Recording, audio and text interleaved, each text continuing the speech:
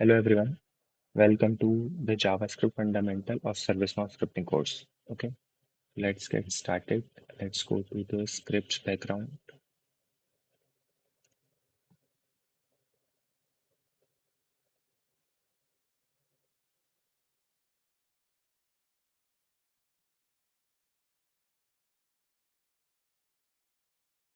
Yes, so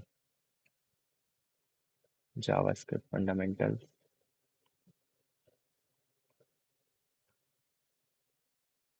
Okay, uh, today we will learn about arrays. What is array? Why we use it? What's the purpose? Okay, it's an important concept, and when you do advanced scripting in your projects, you will use it. Okay, so first, what is array or like what are arrays? So basically, array is an object. Everything in JavaScript is an object.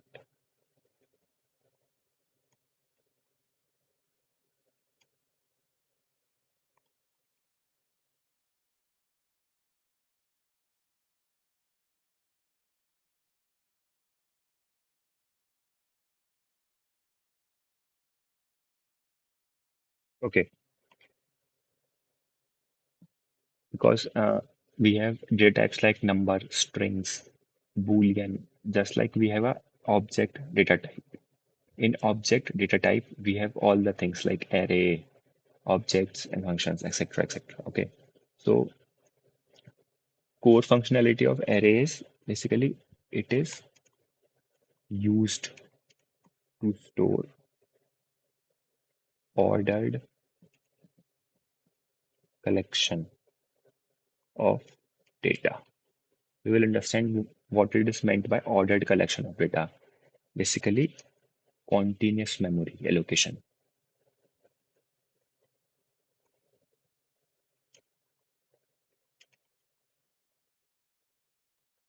Then it is zero indexed. I have told you in previous lectures when we are finding the string length and string dot char at, we have used zero indexing. Instead of starting from one, we are starting from zero, zero, one, two, and so on. Okay. It is dynamically resizable and it can hold multiple data types. Okay, now let's see what these points like are actually are. Okay, so let's go to arrays. So first array. We declare array like suppose variable names in this notation like John, Raw, Adam, anything. This is the notation of array, square brackets. Now ordered collection of data and continuous memory allocation. So what does it mean by continuous memory allocation? So continuous memory allocation means in your computer, there is a memory and in the memory, we have spaces. Suppose this is filled, but we have spaces here, here. This is all are filled. We have spaces here, spaces here. Suppose I want to store some data here, then here, and so in the case of array, we cannot store data like some parts of the data here and some parts of the data here. Like first part is here and first part is here. We cannot do that. We have to store it in a single part. a single part, like in very vague language or like in very simple language, we have in a single part which is continuous in nature. Because it is important, suppose we have declared this. Suppose the memory index for John is, because it is in hexadecimal, suppose 101112. So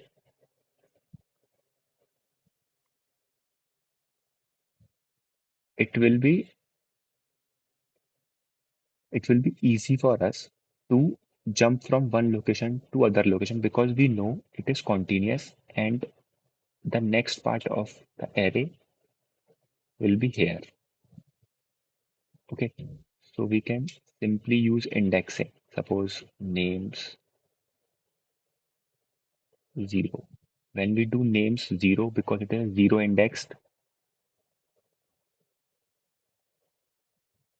we can get John.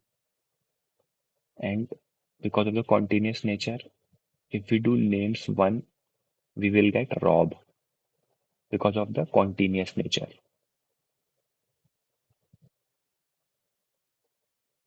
Names 2 will give Adam. Okay, so we have understand what is continuous memory allocation and what is zero index. Now we have to find out what is dynamically resizable. So we can increase the size of array as we want.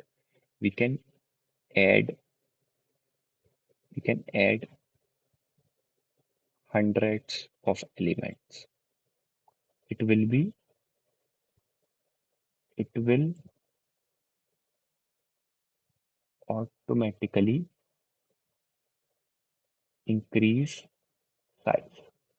We don't have to allocate a predefined size or anything. It will automatically increase the size. Suppose we add hundreds of name after Adam. So it will dynamically allocate the size. Okay. Then it can hold multiple data types. What does that mean? Multiple data type meant suppose we have a variable random items. It can store string, which is this. It can store number. It can store Boolean values. Okay. It can store even objects and then strings, anything. So it can store multiple type of data types. Okay. It can hold multiple data types. It is not strict that we can only include strings or numbers. We can include anything. Okay. So now let's do some coding. Suppose, as I suggested, random items. This is the declaration, and suppose John is in a string. Then we have a number. Then we have a Boolean value. Then we have again have numbers. We have again have numbers and strings. Anything. Okay. And when I print it, what it will return? Random items. Just like this. Array of all the items. And if I do type of random items, it is object. Okay, because everything is an object in JavaScript. Array is an object. Okay, now what we can do is we can find out the length.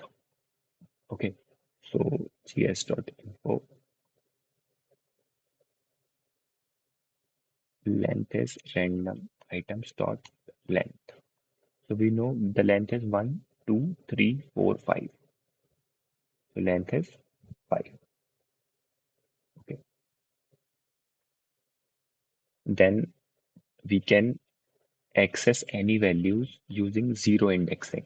Suppose at 0 index we have John. So if I put 0 and want to access it, it will return John. On the index 1, we have 1, 2, 3 because of 0 indexing. So 0, 1, 2, 3, 4. On the fourth index, we have Adam. But if I want to try 5, there is no fifth index because 0th, first, second, third, and fourth. So if I run it, it will give me undefined because there is no item that is defined on the fifth place of the array. Okay. Yes. Then we have some.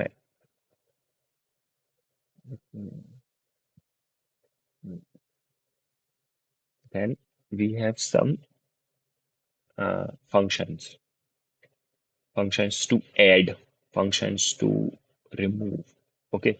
Suppose I want to add add at the end. Okay. So if I put gs dot info and I will put random items dot push and I want to push suppose Kelly any name run the script you can see now we have 6 so after adding it it will return me a number because now the new length is 6 so what we can do is we can reassign it random items is equals to okay,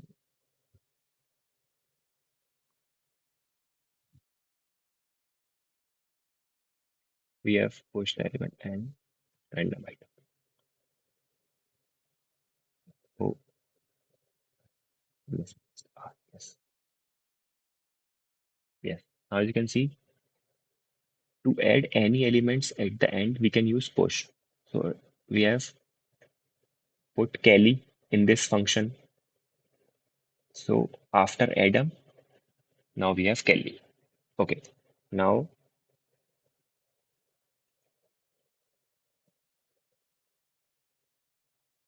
remove from the end suppose let me comment out this now our array contains this now I want to remove from the end remove elements from the end so I have to do random items dot pop just if I run the script again you can see Adam is now deleted we have only John 1 2 3 false and 12.9 okay so to remove from the end pop to remove to add at the end we have push okay now suppose we want to add at the beginning okay to add at the beginning we can do random items dot unshift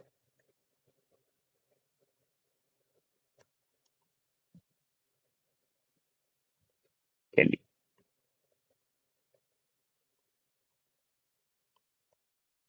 okay I have commented out all of these parts so our array is intact and now I am unshifting Kelly that means I am adding Kelly at the beginning before John so if I run the script it will give me Kelly John 1 2 3 false okay comment out this now same thing remove from the beginning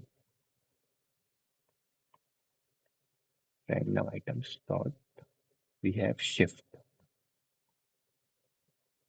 now this is the array we have because we have comment out all the things so now so when I do shift it will remove this John word so our array will start from 1 2 3 false till the Adam run it you can see 1 2 3 false 12 1 and Adam John is removed or deleted okay so these are some functions like very important functions to add at the end remove from the end add at beginning or remove from the beginning okay now just like strings we have a thing known as slice, which extract a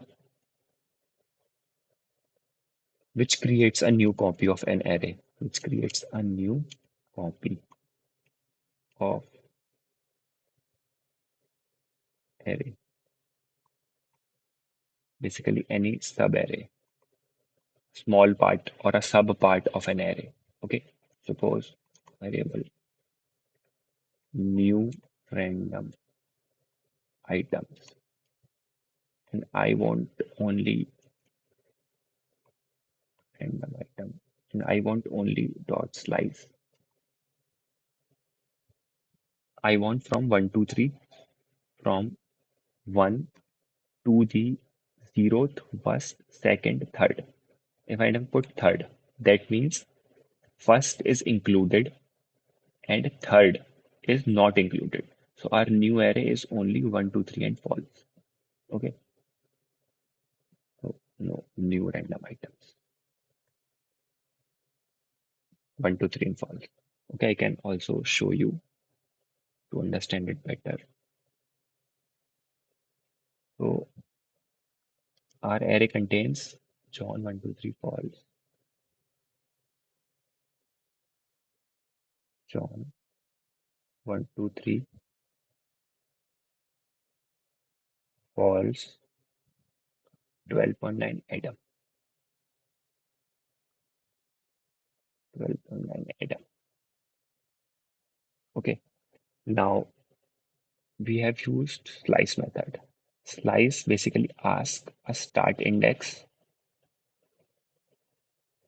and end index.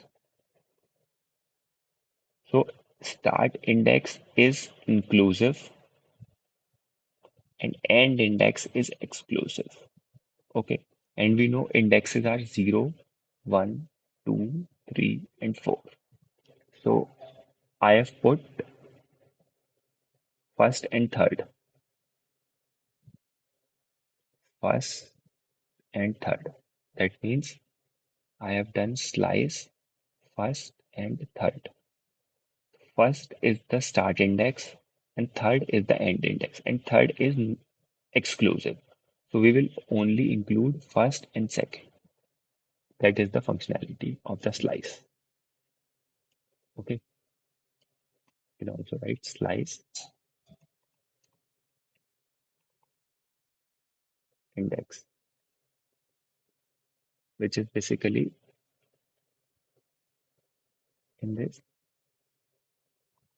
start index is inclusive, end index is exclusive. Okay. Let me comment out this part as well. Okay. Then we can concatenate two arrays. Suppose first array is random item and second array is variable random items 2. Suppose A, B, C, D, 4, 5, 6, 7. Okay. Now I want to add two of these items. Okay. So random items dot concat with random items 2. Okay. Run the script. Now you can see John 1, 2, 3 false, 12.9 Adam, and then we have A, B, C, D, and 4, 5, 6, 9. So concat is to add the arrays.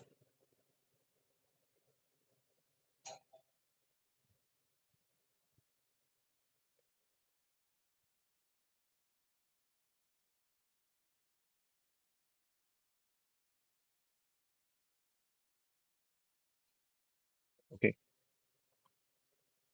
Now what we have is join. Suppose I have an array which is John 1, 2, 3 false, 12.9 Adam.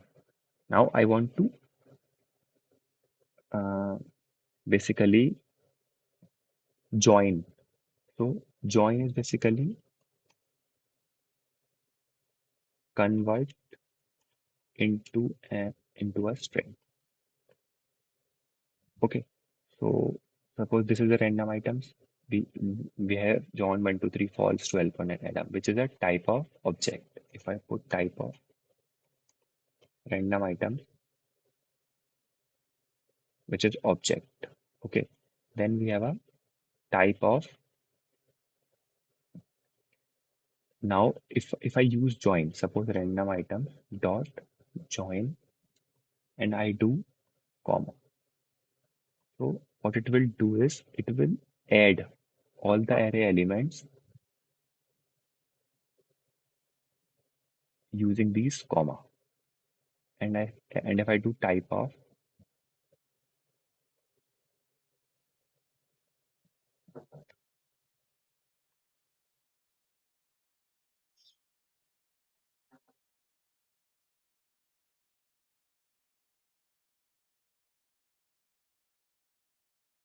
okay, so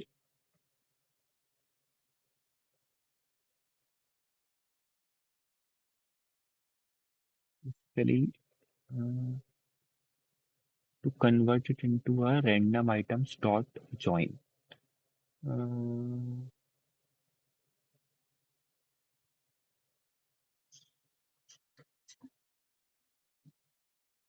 okay, so random items dot join. Basically random items dot join.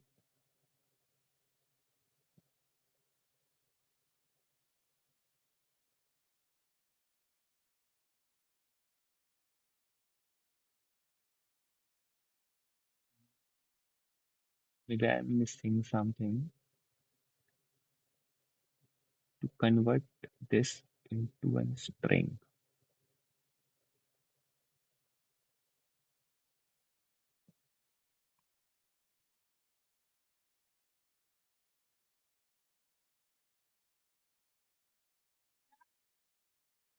Okay, let's do Google.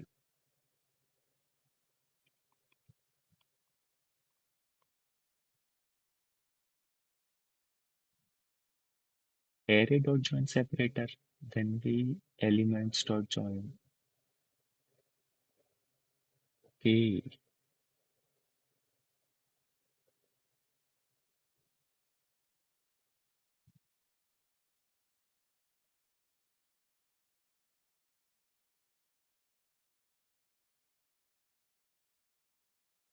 I think we are not returning the value. That is why it is. Yes, now it is working because what we are doing is we are doing only this thing, but not saving in a variable because it returns a new string which needs to be saved. Suppose if I save random items dot join double slash, and if I do string run script, now it will join the array and convert this string and convert this into a string. So because it will return a new type of data type, random items is object, and using join we are converting it to a string. So we have to save it into a new variable. Okay, then also we have reverse functionality. So we can do random items dot reverse. It will reverse the array. So this is the original array. And after using reverse, we have Adam 12.9 false 1 2 3 John. So this is the reverse use case. Now we have gs.info. Now the last thing is index of, which is very useful. So index of will provide, suppose it will return where the value is in the array. Suppose I will do gs.info random items dot index of. Suppose I want to know what is the index of false. It will return 2 because false is at second index, 0th, first, and second. And if there is no value in the array, it will return -1.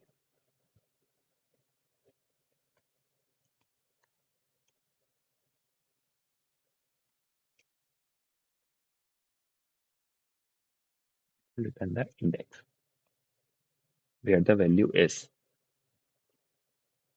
-1 if it is not present. Okay, so these are the concept related to array. Okay, okay, guys, I think that's it for the video. And on the next lecture, we will cover about objects. Okay, bye bye.